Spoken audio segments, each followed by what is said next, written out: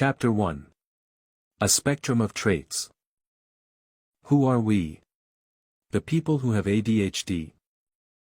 We are the problem kid who drives his parents crazy by being totally disorganized, unable to follow through on anything. Incapable of cleaning up a room, or washing dishes, or performing just about any assigned task. The one who is forever interrupting, making excuses for work not done, and generally functioning far below potential in most areas. We are the kid who gets daily lectures on how we're squandering our talent, wasting the golden opportunity that our innate ability gives us to do well, and failing to make good use of all that our parents have provided. We are also sometimes the talented executive who keeps falling short due to missed deadlines, forgotten obligations, social faux pas, and blown opportunities. Too often we are the addicts, the misfits, the unemployed, and the criminals who are just one diagnosis and treatment plan away from turning it all around. We are the people Marlon Brando spoke for in the classic 1954 film On the Waterfront when he said, "I could have been a contender." So many of us could have been contenders. And should have been for sure. But then, we can also make good. Can we ever? We are the seemingly tuned-out meeting participant who comes out of nowhere to provide the fresh idea that saves the day. Frequently, we are the underachieving child whose talent blooms with the right kind of help and finds incredible success after a checkered educational record. We are the contenders and the winners.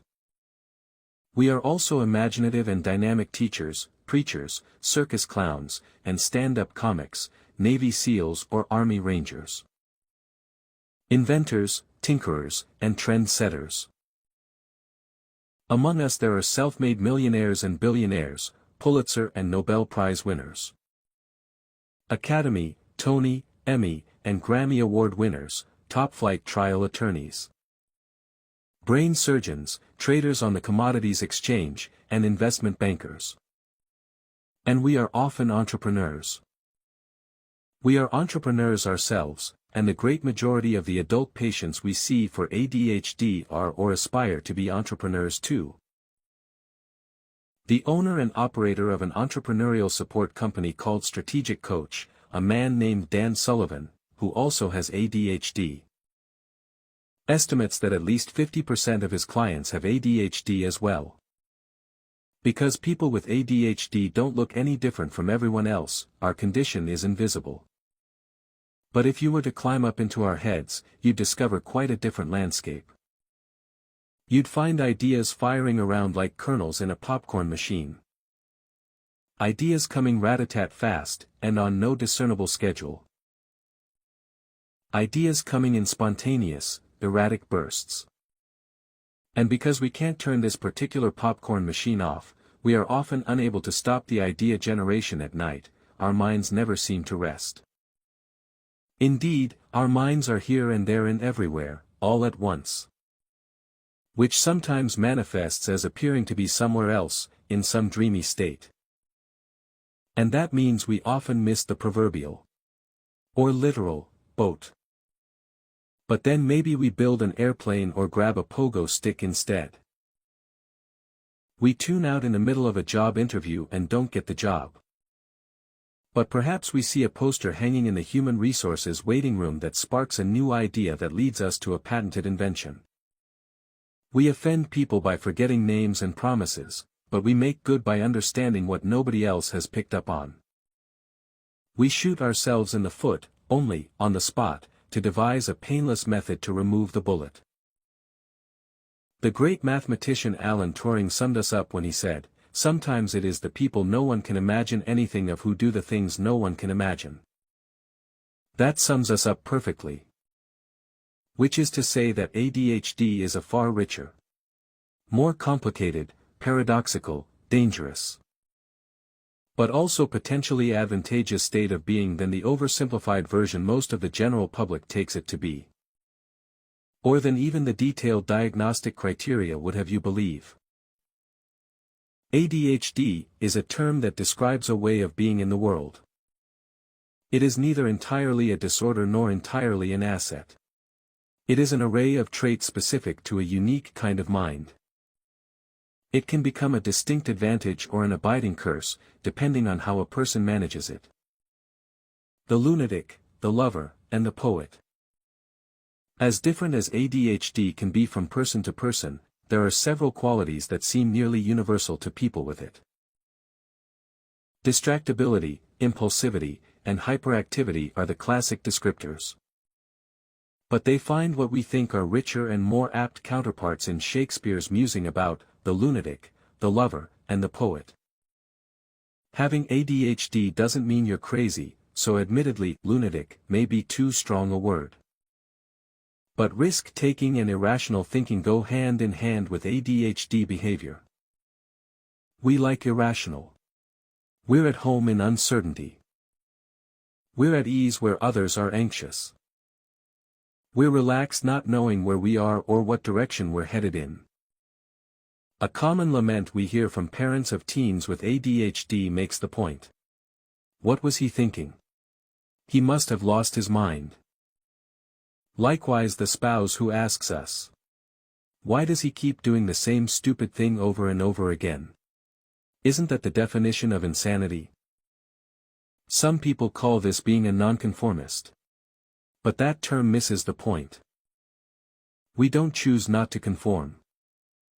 We don't even notice what the standard we're not conforming to is.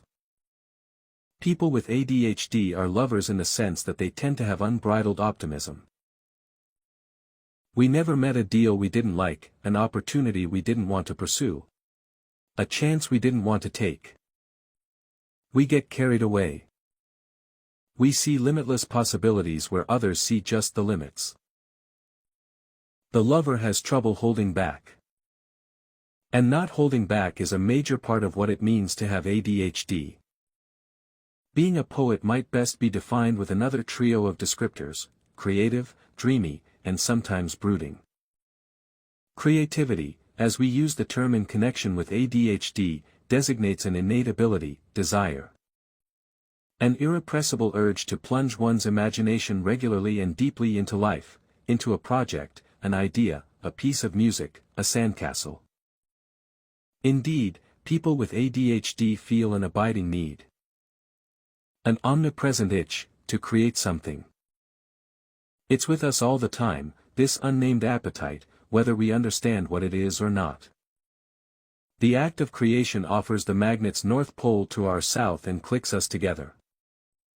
It captivates us, plants us in the present, and sets us transfixed within the creative act, whatever it might happen to be. Even awake we're dreaming, always creating, always searching for some mud pie to turn into pumpkin apple chiffon. Our imagination fuels our curiosity to find out what that noise was, or what was under the rock, or why the petri dish looks different from when we left it. If we weren't so dreamy and curious we could stay on track and never get distracted. But we do investigate the noise, the soil, the petri dish. This is why the word deficit in the name of our condition is such a misnomer. In fact, we do not suffer from a deficit of attention. Just the opposite. We've got an overabundance of attention, more attention than we can cope with. Our constant challenge is to control it. As for brooding, this is the special blessing and the bitter curse of ADHD. You have a vision.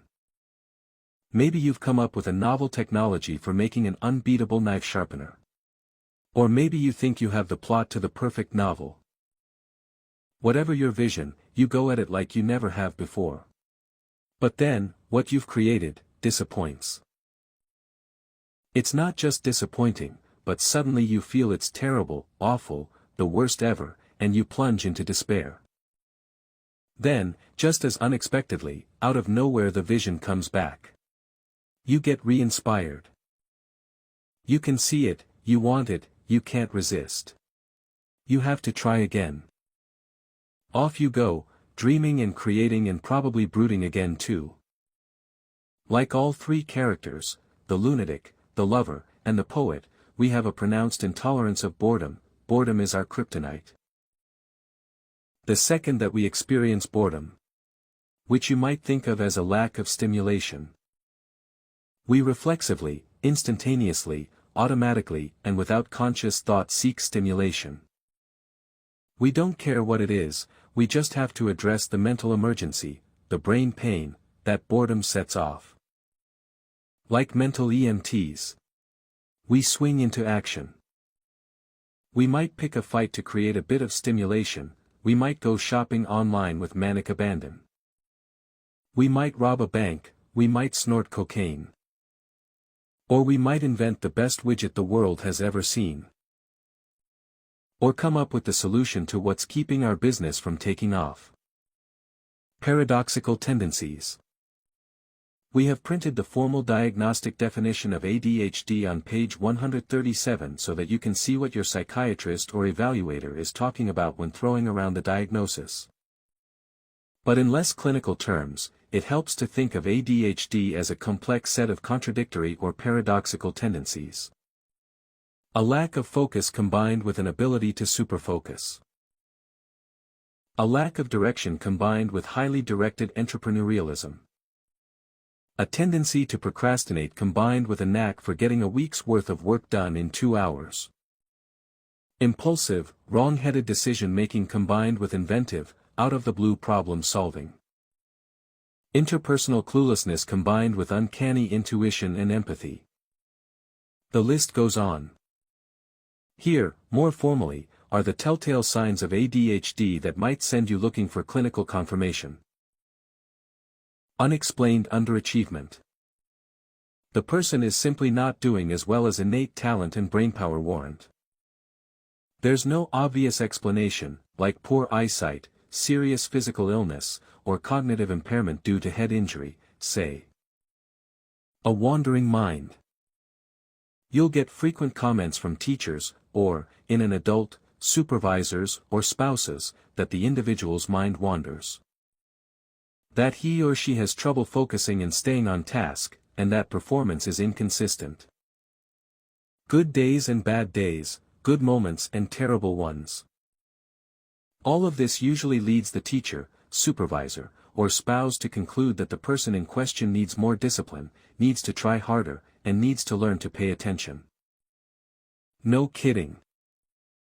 But such is the ignorance that still surrounds ADHD that people continue to cite lack of effort as the cause of the disorganization and poor attention. The biological fact is that, in the absence of stimulation, they can't. Not won't. Can't. Trouble organizing and planning. In the clinical jargon, this is called trouble with executive function. The child, say, has trouble getting dressed in the morning. You can ask your daughter to go upstairs and get dressed. Only to find her 15 minutes later still in her nightclothes, lying on her bed, engrossed in a conversation with her doll.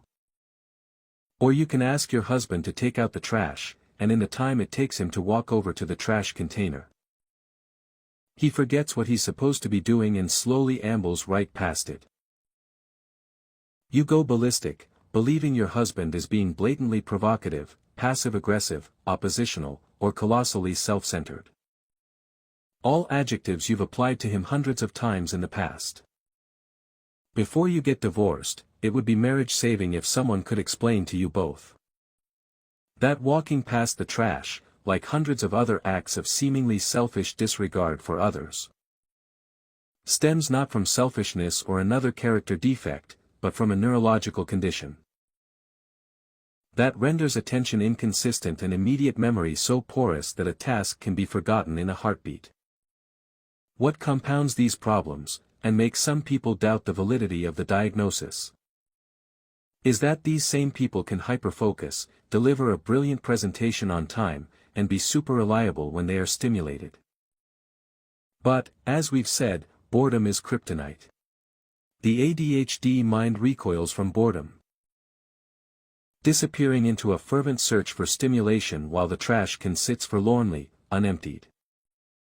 High degree of creativity and imagination. People with ADHD, at any age, often possess intellectual effervescence. Unfortunately, this natural sparkle can be snuffed out by years of criticism, reprimands, redirection, lack of appreciation, and repeated disappointments, frustrations, and outright failures.